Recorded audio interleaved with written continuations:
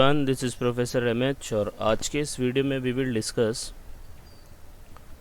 Lecture number 3 TY BCom direct taxes. April 2023 में question पूछा गया था, उसका डिस्कशन कर रहे हैं। हम लोग ने ये लेक्चर सीरीज स्टार्ट की है जिसके अंदर अप्रैल 2023 के अंदर जितने भी डायरेक्ट टैक्स के पेपर में क्वेश्चंस आए थे उनको सॉल्व किया है यहाँ पे। तो आज हम लोग देखेंगे क्वेश्चन नंबर 4C जो अप्रैल 2023 में पूछा गया है। मिस्टर अनिकेत भिड़े 10 मार्क के लिए आया था and this is also suitable for SY BAF and TY BMS also, क्योंकि इनका भी पोर्शन ऑलमोस्ट 99.99% सेम है। ठीक है, तो हम लोग देखते हैं इसको लॉजिकली कैसे एक्सप्लेन किया गया है और कैसे इसको सॉल्व किया गया है। सबसे पहला ये जो क्वेश्चन है वो है कैपिटल गेन का। कैपिटल गेन आपको तब तक नहीं समझेगा जब तक आपको कैपिटल गेन का मतलब नहीं पता हो। कैपिटल गेन में क्या क्या आता है, कौन सा कैपिटल गेन होता है, शॉर्ट टर्म, लॉन्ग टर्म। तो इसके एक सेपरेट वीडियो करके मैंने एक प्लेलिस्ट डिस्क्रिप्शन में दे दी है। आप चाहिए जब भी आपको टाइम मिले तो वहाँ पे जाके आप हर एक कॉन्सेप्ट को क्लियर कर सकते हैं। फिर भी मैं ट्राई करूँगा कि हर एक वीडियो में जो भी क्वेश्चन आता है उसमें पूरा रिवीजन हो जाए। तो विद रिवीजन के साथ हम लोग इस क्वेश्चन को सॉल्व करते हैं। तो क्वेश्चन क्या दिया है कि mister Aniket Bhide purchase a house property for 15 lakh on 16 दिसंबर। फिर ही कंस्ट्रक्ट द फर्स्ट फ्लोर। फिर मतलब परचेज़ किया कभी 2001 में किया, फिर उसने फर्स्ट फ्लोर बनाया 2009-10 में, फिर उसने इम्प्रूवमेंट किया, फर्दर इम्प्रूवमेंट किया 2015-16 में, फिर उसने कंस्ट्रक्ट किया second and third floor 4.5 lakh और 8 लाख 2015-16 एंड 18-19 में। ठीक है, फिर उसने क्या किया during the year 2023-24 he sold the property. फिर बेच भी दिया, देखो परचेज़ भी किया फिर बेच भी दिया। ठीक है, और उसने फिर ब्रोकरेज पे किया। Fair market value of the property on this date worth 16,25,000 fair market value दिया है, वो भी हम लोग ने देख लिया है। फिर यहाँ पे दिया he invested 1,65 lakh in new residential property on 25/2 and also invested 55 lakh on REC bond. REC bond में भी इन्वेस्ट किया है उसने। Compute his capital gain for the assessment year, और फिर कुछ इसका रेलेवेंट कॉस्ट इन्फ्लेशन इंडेक्स दिए गए हैं इस तरीके से। तो क्वेश्चन में क्या निकालना है आपको, क्वेश्चन में निकालना है कैपिटल गेन। अब कैपिटल गेन का जो फॉर्मेट है ना वो 3 पार्ट में डिवाइड, मतलब 4 पार्ट में डिवाइड है। मतलब पूरा जो सोल्यूशन होता है कैपिटल गेन का उसके अंदर सिर्फ 4 ही पार्ट आते हैं। क्या क्या आते हैं तो याद रखना, कोई भी कैपिटल गेन आए शॉर्ट टर्म हो या लॉन्ग टर्म हो, तो सबसे पहला आपको ढूंढना है सेल्स, फिर उसमें से माइनस करना है ट्रांसफ़र एक्सपेंस, मतलब सेल्स को, प्रॉपर्टी को बेचने के लिए जो भी खर्चा हुआ वो, तो आपको नेट कंसिडरेशन मिलेगा, नेट सेल्स मिलेगा। फिर माइनस करना है उस प्रॉपर्टी का परचेज का खर्चा, और फिर माइनस करना है उस प्रॉपर्टी का इम्प्रूवमेंट का खर्चा। इम्प्रूवमेंट मतलब रिपेयर्स हो गया, तो ये जो आया ना कंस्ट्रक्ट करके और इम्प्रूवमेंट करके, ये वाला। तो ये 4 पॉइंट का फॉर्मेट आपको लिख लेना है सबसे पहला। तो क्या करना है आपको सबसे पहले फॉर्मेट बना लेना है 4 लाइन का। तो सबसे पहले हम लोग लिखेंगे, यहाँ पे देखो लिखा है, सबसे पहले पार्टी का नाम लिख लो। तो पार्टी का नाम लिखा है यहाँ पे अनिकेत भिड़े। फिर आपको प्रीवियस ईयर असेसमेंट ईयर लिखना है, ये तो आपको क्वेश्चन में से ही मिल जाएगा। ये देखो असेसमेंट ईयर 23-24 है तो प्रीवियस ईयर उससे 1 साल पहले का होगा। फिर निकालना है कंप्यूटेशन ऑफ कैपिटल गेन, और फिर लिखना है कि वो शॉर्ट टर्म है कि लॉन्ग टर्म है। तो यहाँ पर देखो उसने परचेज़ कब किया, उसने परचेज़ किया 16 दिसंबर 2001, और सेल कब किया, सिर्फ परचेज़ और सेल का डेट देखो। अगर 24 महीने के बाद, 24 महीने से ज़्यादा का गैप है तो लॉन्ग टर्म हो जाएगा। तो यहाँ पे देखो ना 2023, तो 2001 और 2023 के बीच में 24 महीने से ज़्यादा का, 24 साल नहीं कहा जा रहा है, 24 महीना बोला जा रहा है, 24 मंथ्स। तो 24 मंथ से ज़्यादा है, इसलिए ये क्या बन जाएगा long term capital gain, because it is more than 24 months. फिर उसके बाद आपको क्या लिखना है, पर्टिकुलर लिखना है। फिर आपको क्या लिखना है, अमाउंट लिखना है। ठीक है, फिर मैंने क्या बोला कि जो कैपिटल गेन का क्वेश्चन है वो 4 पार्ट में डिवाइड होता है, sales minus transfer minus purchase minus improvement. बस ये 4 लाइन लिखने का, तो पहले ही लिख देने का। तो क्या करना है, ये 2 पॉइंट में कोई भी लाइन नहीं छोड़ना है। तो सबसे पहले हम लोग लिख देंगे सेल्स, जितने में प्रॉपर्टी को बेचा, और उसी के नीचे लिख देंगे ट्रांसफ़र एक्सपेंस। ट्रांसफ़र एक्सपेंस का मतलब होता है commission brokerage of sale price, not on purchase price. ये याद रखना, सेल पे जो रहेगा वो लेने का, परचेज प्राइस पे नहीं लेने का। ठीक है, परचेज प्राइस परचेज में ऐड हो जाएगा। तो इसके बीच में कोई लाइन नहीं छोड़ना है, एक एक करके आप माइनस कर लो। फिर आपको जो थर्ड लिखना है ना, वो क्या लिखना है, इंडेक्स कॉस्ट ऑफ एक्विजिशन। क्यों? क्योंकि लॉन्ग टर्म रहेगा तो आपका एक्विजिशन मतलब परचेज तो रहेगा लेकिन वो इंडेक्स्ड हो जाएगा। इंडेक्स इसलिए बोलते हैं क्योंकि उसको इन्फ्लेशन से एडजस्ट करेंगे। इसके नीचे 5 लाइन छोड़ना है और फिर लिखना है इंडेक्स कॉस्ट ऑफ इम्प्रूवमेंट। ठीक है, रिपेयर्स, एडिशन, डिलीशन, इम्प्रूवमेंट की जगह ये भी आ जाएगा, ऐसे नाम आएंगे। और अभी ये क्वेश्चन में कंस्ट्रक्ट दिया है तो कंस्ट्रक्ट दिया है तो ये भी आ जाएगा। ठीक है, तो ये वाला लाइन लेना है। तो ये देखो हो गया 1 2 3 एंड 4। ये एक्चुअल में 3 ये है और ये 4 हो गया पूरा क्वेश्चन। ठीक है, तो कैपिटल गेन में 4 लाइन का क्वेश्चन होता है, तो इतना लिख लेने का। और हर एक के नीचे कितना लाइन छोड़ने का, 4 से 5 लाइन। इन दोनों में छोड़ने की ज़रूरत नहीं, अगर छोड़ भी दिया तो कोई प्रॉब्लम नहीं है। लेकिन कॉस्ट ऑफ एक्विजिशन लिखा 5 लाइन छोड़ दो, इम्प्रूवमेंट लिखा 5 लाइन छोड़ दो। आई बात समझ में? और जैसे ये छोड़ोगे तो आपको मेन आंसर मिलेगा long term capital gain before exemption. ठीक है, long term capital gains before exemption. Before exemption क्या है वो मैंने प्रीवियस क्वेश्चन में भी एक्सप्लेन किया है, उसके सेपरेट वीडियो भी मैंने बनाए हैं। ठीक है, उसको मैं बाद में बताता हूँ, पहले ये। तो अब समझ में आया, 4 लाइन का ही कैपिटल गेन का क्वेश्चन आता है। तो देखो 4 लाइन मैंने लिख दिया, अब इसको फिल करना है। और कितनी लाइन छोड़नी है, 5-5 लाइन छोड़नी है, इन दोनों के बीच में कोई लाइन नहीं छोड़नी है। तो सबसे पहले देखो सेल कंसिडरेशन चेक करो कि कितने में बेचा। तो आपने देखा होगा प्रॉपर्टी को उसने बेचा कितने में, 3,75 लाख में। तो यहाँ पे लिख देने का आउटर कॉलम में 3,75 लाख। फिर ट्रांसफ़र एक्सपेंस क्या है, ये फॉर्मेट बनाने के बाद की बात बता रहा हूँ। ठीक है, ट्रांसफ़र एक्सपेंस कितना, commission brokerage on sale price. तो यहाँ पे दिया है देखो 2% ब्रोकरेज है, तो 2% ऑन सेल वैल्यू। तो निकालो, इनर में कॉलम में लिखने का 3,75 लाख इंटू 2% आएगा 7.5 लाख। निकाल के देख सकते हो आप। ठीक है, ये अमाउंट इंटू 0.02 मतलब 2% आप निकालोगे। ये एक्सेल में फॉर्मूला ले लेता है अपने आप ही, तो इसलिए इसका अमाउंट आएगा 7,50,000। ठीक है, 2 पॉइंट हो गया, 2 मार्क्स मिल जाएगा। तीसरा पॉइंट क्या है, cost of acquisition. Cost of acquisition मतलब परचेज़ किया, कभी परचेज़ किया, 16 दिसंबर 2001। इसका मतलब ये कौन सा साल है पता है, 2001 और 2002 है। ठीक है, तो 2001-2 और उसके बाद परचेज़ किया है। तो यहाँ पे देखो एक फेयर मार्केट वैल्यू दी होती है 1 अप्रैल 2001 की, ये नहीं लेने का। ये वैल्यू का यूज़, जो फेयर मार्केट वैल्यू दिया है ना, ये तभी लेने का अगर प्रॉपर्टी कोई भी परचेज़ ये ईयर से पहले हो। 2001 और 2 से अगर पहले परचेज़ किया होगा तो हम लोग इसमें कंपैरिजन करते, लेकिन ये प्रॉपर्टी तो 2001-2 में ही खरीदी है, तो कंपैरिजन नहीं करने का। तो हम यहाँ पे लिखेंगे 16 दिसंबर 2001-2 में कितने में ख़रीदा, 15 लाख।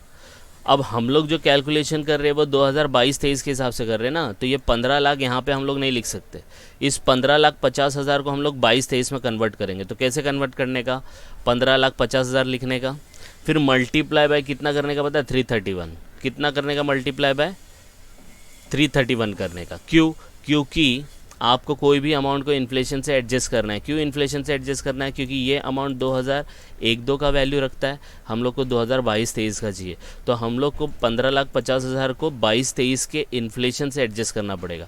तो 22-23 का देखो इन्फ्लेशन दिया है, बराबर है। तो हर एक अमाउंट जिसको भी आपको 22-23 में कन्वर्ट करना है तो मल्टीप्लाई बाय 331 ही करने का। अब बोलेंगे सर डिवाइड किससे करने का, तो ये कौन से साल का है, 2001-2 का है। तो चेक करो 2001-2 का वैल्यू कितना है, 100 है, तो डिवाइड बाय 100 करेंगे। इसको ही मल्टीप्लाई डिवाइड करो तो आपको आंसर मिलेगा 51,30,500। पॉइंट में आंसर आएगा, 2 पॉइंट तक लेने का, उससे ज़्यादा नहीं लेने का। तो हो गया 3 पॉइंट, आपको 4 मार्क्स मिल गए। ठीक है, अब आ जाते हैं इम्प्रूवमेंट। इम्प्रूवमेंट में रिपेयर, एडिशन, डिलीशन, कंस्ट्रक्शन, ये सब वर्ड आएंगे। तो यहाँ पे देखो कितने इम्प्रूवमेंट थे।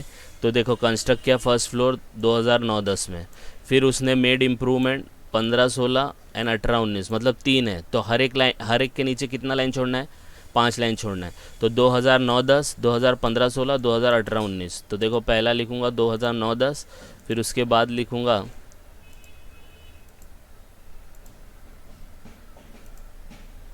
15-16, 5 लाइन छोड़ के, फिर उसके बाद लिखूँगा 2018-19। तो इसके अंदर एक इम्प्रूवमेंट से ज़्यादा हो सकता है, लेकिन एक्विजिशन में याद रखना एक ही बार परचेस सकते हो, क्योंकि सिंपल सा क्वेश्चन है, जो प्रॉपर्टी आप बेच रहे हो तो उसको ख़रीदा कितने बार होगा, एक ही बार होगा ना, तो एक ही आता है। लेकिन इम्प्रूवमेंट रिपेयर है आप एक से ज़्यादा बार कर सकते हो, तो जितने बार किया 5-5 लाइन छोड़ो, यहाँ से 5-5 लाइन ही छोड़ना है। अब 2009-10 में आपने कितने में ख़रीदा, कितना इंप्रूवमेंट किया, 3 लाख।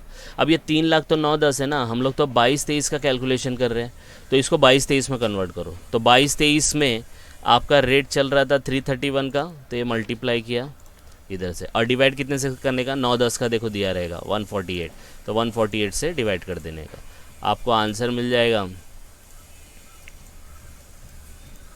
आंसर आएगा कुछ 6,70,946।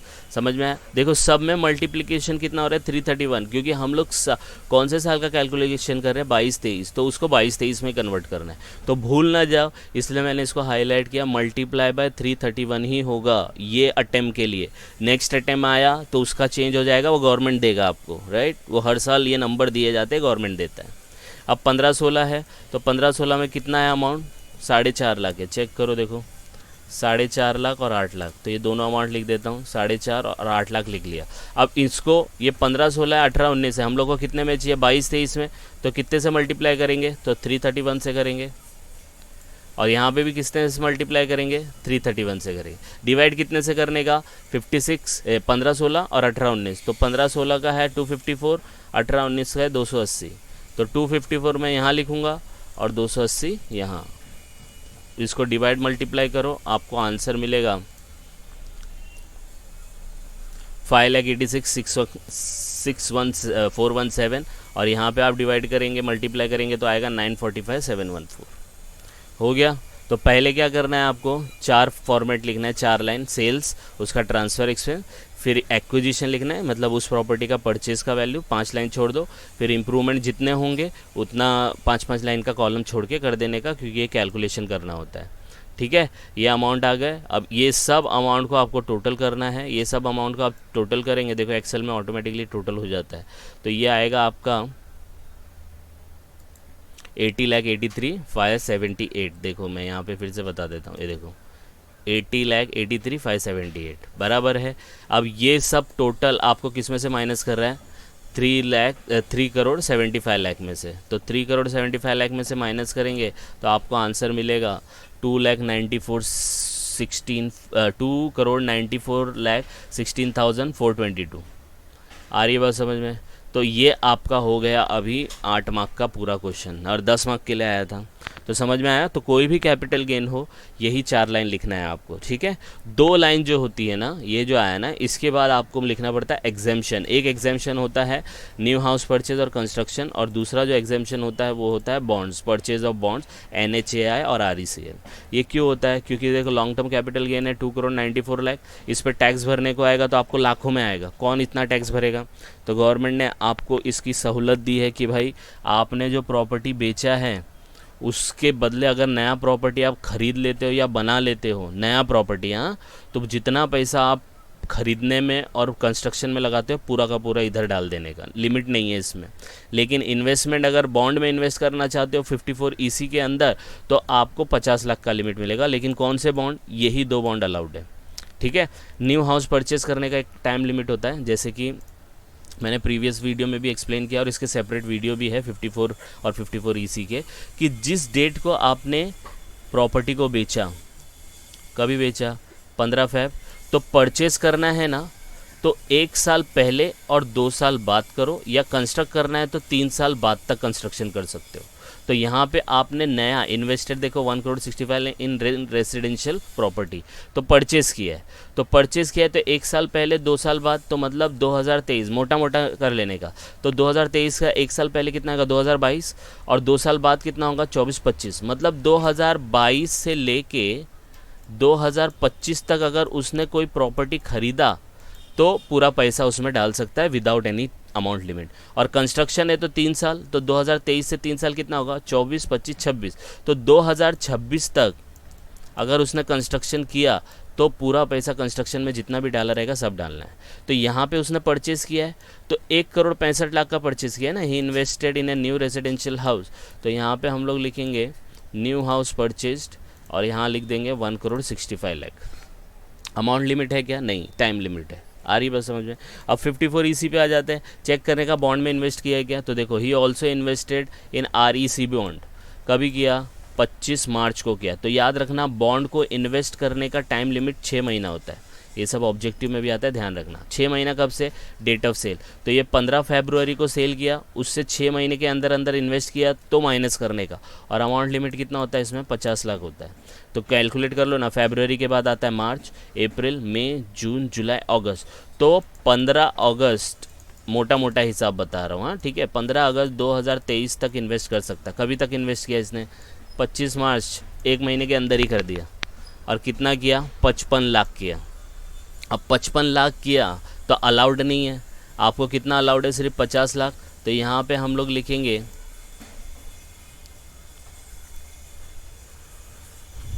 50 लाख, ठीक है। और यहाँ पे लिखने का REC bond limited to 50 lakh. फिर इन दोनों को टोटल करने का, टोटल आएगा आपका कुछ 2 करोड़ 15 लाख। ये 2 करोड़ 15 लाख माइनस करो, आएगा 79,16,422। और ये हो जाएगा आपका long term capital gain taxable 10 mark के लिए। आ रही है बात समझ में, यस और नो। तो इस तरीके से तो याद रखना, कैपिटल गेन का क्वेश्चन जब भी आए, सबसे पहले आपको क्या करना है, ये 4 लाइन लिख लेना है, 1 2 3 एंड 4। फिर वो आंसर आ जाएगा, आंसर के बाद फिर 2 लाइन लिखनी है, वो आती है तो लिखने का, नहीं आती तो नहीं लिखने का। मतलब 6 लाइन का फॉर्मेट है, चाहे 15 मार्क के लिए आए, 20 मार्क के लिए आए, 10 मार्क के लिए आए, पहले ये लिख लेने का, उसके बाद इसमें अमाउंट डाल देने का, मल्टीप्लाई डिवाइड कर देना है, ठीक है। और भी मैंने लिंक दे दिया है, बहुत सारे वीडियो है, उसका प्लेलिस्ट का लिंक दे दिया है, आप वहाँ जाके और कॉन्सेप्ट क्लियर कर सकते हैं। और अभी भी आपको नहीं समझ में आता, कुछ कॉन्सेप्ट में डिफ़िकल्टी आ रही है, तो you can message, you can comment on that video, okay. तो जस्ट गो थ्रू इट, कुछ डाउट आएगा तो कमेंट करके बता सकते हैं। And please like and subscribe for more videos. Thank you.